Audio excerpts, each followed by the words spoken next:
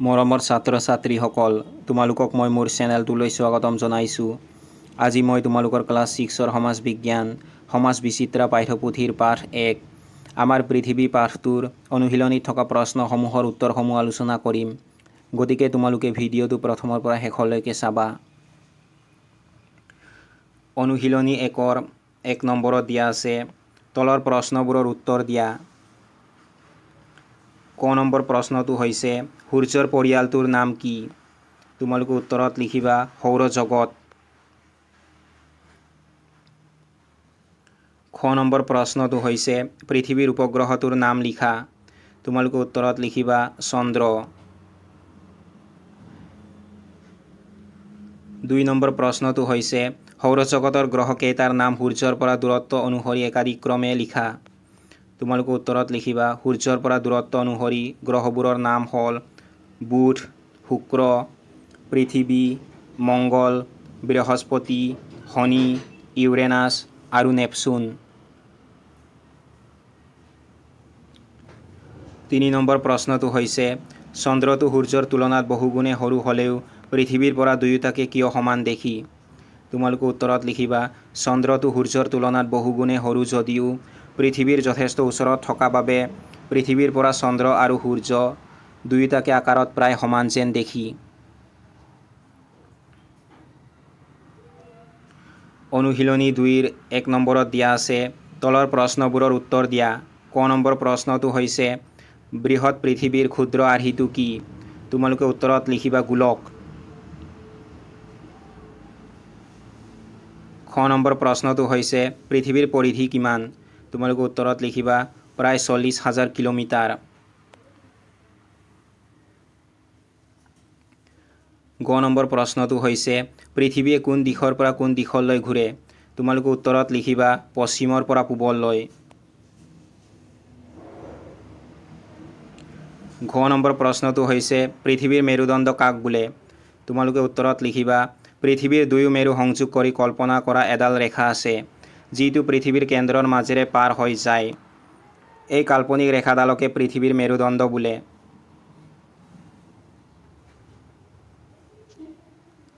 দুই নম্বৰ প্ৰশ্নটো হৈছে পৃথিৱীৰ দুই মেৰু আৰু বিষুৱ ৰেখা দেখুৱাই এটা গোলকৰ ছবি আঁকা। ইয়াত মই তোমালোকক পৃথিৱীৰ দুই মেৰু আৰু বিষুৱ ৰেখা দেখুৱাই এটা গোলকৰ ছবি দি দিছোঁ। তোমালোকে এইটো চাই আঁকি ল'বা।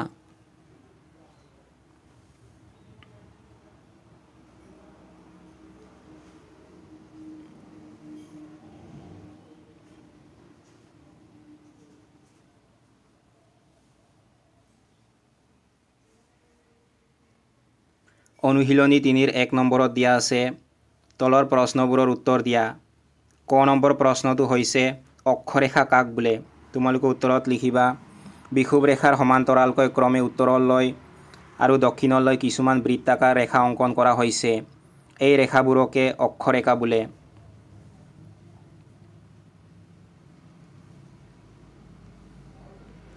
খ নম্বৰ প্ৰশ্নটো হৈছে বিষুৱ ৰেখাৰ কৌণিক মান কিমান?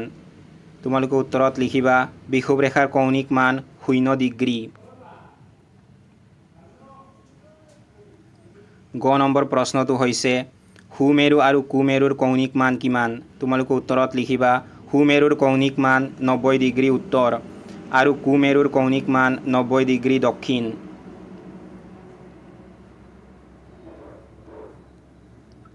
দুই নম্বৰ প্ৰশ্নটো হৈছে বিষুৱ ৰেখাৰ বিষয়ে বৰ্ণনা কৰা। তোমালোকে উত্তৰত লিখিবা বিষুৱ ৰেখাৰ কৌণিক মান হ'ল 0 ডিগ্ৰী অক্ষাংশ। ই হৈছে আটাইতকৈ দীঘল অক্ষৰেখা। বিষুৱ ৰেখাৰ অন্য এক নাম হ'ল নিৰক্ষৰেখা।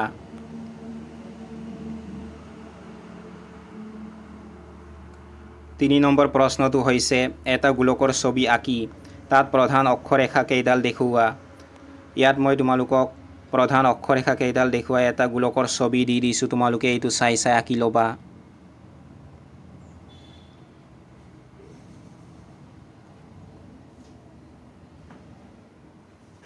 অনুশীলনী 4ৰ 1 নম্বৰত দিয়া আছে তলৰ প্ৰশ্নবোৰৰ উত্তৰ দিয়া। ক নম্বৰ প্ৰশ্নটো হৈছে দ্ৰাঘিমা ৰেখা কাক বোলে? তোমালোকে উত্তৰত লিখিবা উত্তৰ মেৰু আৰু দক্ষিণ মেৰু সংযোগ কৰি কল্পনা কৰা কিছুমান অৰ্ধবৃত্তাকাৰ ৰেখাক দ্ৰাঘিমা ৰেখা বোলে। নম্বৰ প্ৰশ্নটো হৈছে দ্ৰাঘিমাংশ কি? তোমালোকে উত্তৰত লিখিবা দ্ৰাঘিমা ৰেখাৰ কৌণিক মান বা জোখক ডিগ্ৰী হিচাপে প্ৰকাশ কৰা হয়। এই কৌণিক মানকে দ্ৰাঘিমাংশ বুলি কোৱা হয়।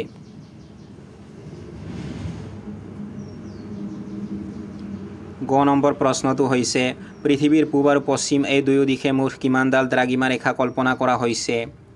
তোমালোকে উত্তৰত লিখিবা পৃথিৱীৰ পূব আৰু পশ্চিম এই দুয়ো দিশে মুঠ 360ডাল দ্ৰাঘিমা ৰেখা কল্পনা কৰা হৈছে।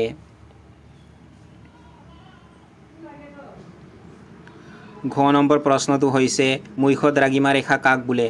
তোমালোকে উত্তৰত লিখিবা 0 ডিগ্ৰী আৰু 180 ডিগ্ৰী পূব বা 180 ডিগ্ৰী পশ্চিম দ্ৰাঘিমা ৰেখা লগ হৈ এটা পূৰ্ণ বৃত্তৰ সৃষ্টি কৰে। এই পূৰ্ণ বৃত্তাকাৰ দ্ৰাঘিমা ৰেখাডালকে মুখ্য দ্ৰাঘিমা ৰেখা বুলি কোৱা হয়।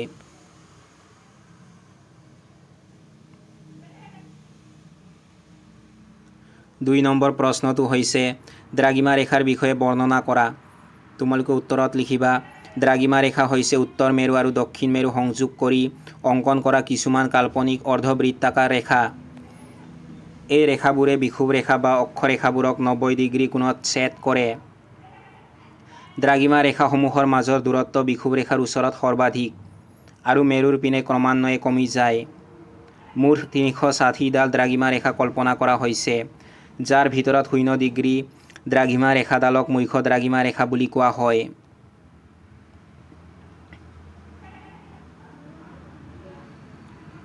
নম্বৰ প্ৰশ্নটো হৈছে অক্ষৰেখা আৰু দ্ৰাঘিমা ৰেখাৰ মাজৰ পাৰ্থক্য লিখা।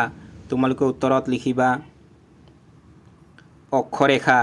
অক্ষৰেখাবোৰ পৰস্পৰ সমান্তৰাল আৰু পূৰ্ণবৃত্ত।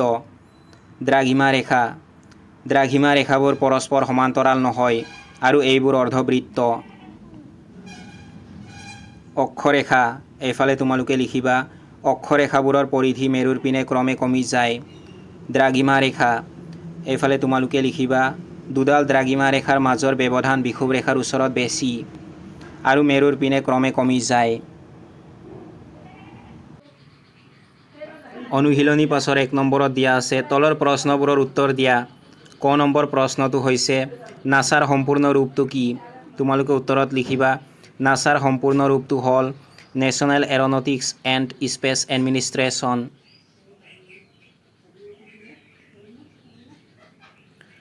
নম্বৰ প্ৰশ্নটো হৈছে সূৰ্যই কাৰ চাৰিওফালে পৰিভ্ৰমণ কৰে? তোমালোকে উত্তৰত লিখিবা সূৰ্যই নিজ কক্ষপথেৰে হাতীপতি তাৰকাৰাজ্যৰ কেন্দ্ৰৰ চাৰিওফালে পৰিভ্ৰমণ কৰে।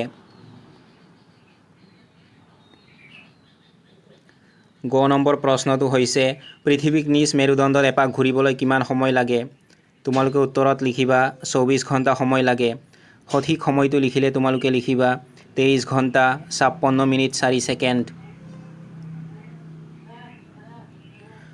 নম্বৰ প্ৰশ্নটো হৈছে অপসূৰ আৰু অনুসূৰ কাক বোলে? তোমালোকে উত্তৰত লিখিবা পৃথিৱীয়ে সূৰ্যক প্ৰদক্ষিণ কৰি থাকোঁতে 4 জুলাইৰ দিনাখন সূৰ্যৰ পৰা আটাইতকৈ দূৰত অৱস্থান কৰে। ইয়াকে পৃথিৱীৰ অপসূৰ অৱস্থান বোলে। আনহাতে 3 জানুৱাৰীৰ দিনাখন পৃথিৱীয়ে সূৰ্যৰ আটাইতকৈ ওচৰত অৱস্থান কৰে। পৃথিৱীৰ এই অৱস্থানক অনুসূৰ বোলে। নম্বৰ প্ৰশ্নটো হৈছে পৃথিৱীয়ে সূৰ্যৰ চাৰিওফালে এপাক ঘূৰিবলৈ কিমান সময় লাগে? তোমালোকে উত্তৰত লিখিবা পৃথিৱীয়ে সূৰ্যৰ চাৰিওফালে এপাক ঘূৰিবলৈ এবছৰ সময় লাগে।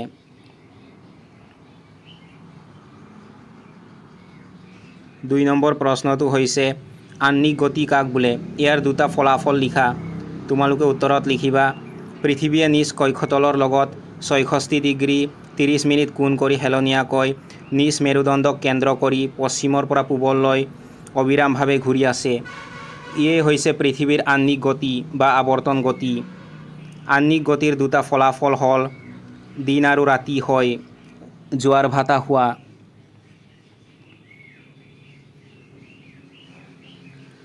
নম্বৰ প্ৰশ্নটো হৈছে বাৰ্ষিক গতি কাক বোলে? ইয়াৰ দুটা ফলাফল লিখা। তোমালোকে উত্তৰত লিখিবা পৃথিৱীয়ে নিজে ঘূৰি ঘূৰি সূৰ্যৰ চাৰিওফালে এপাক ঘূৰোঁতে এবছৰ সময় লাগে। ইয়াকেই পৃথিৱীৰ বাৰ্ষিক গতি বা পৰিভ্ৰমণ গতি বোলে। বাৰ্ষিক গতিৰ দুটা ফলাফল হ'ল ঋতু পৰিৱৰ্তন হয়, দিন আৰু ৰাতিৰ দৈৰ্ঘ্যৰ তাৰতম্য হয়।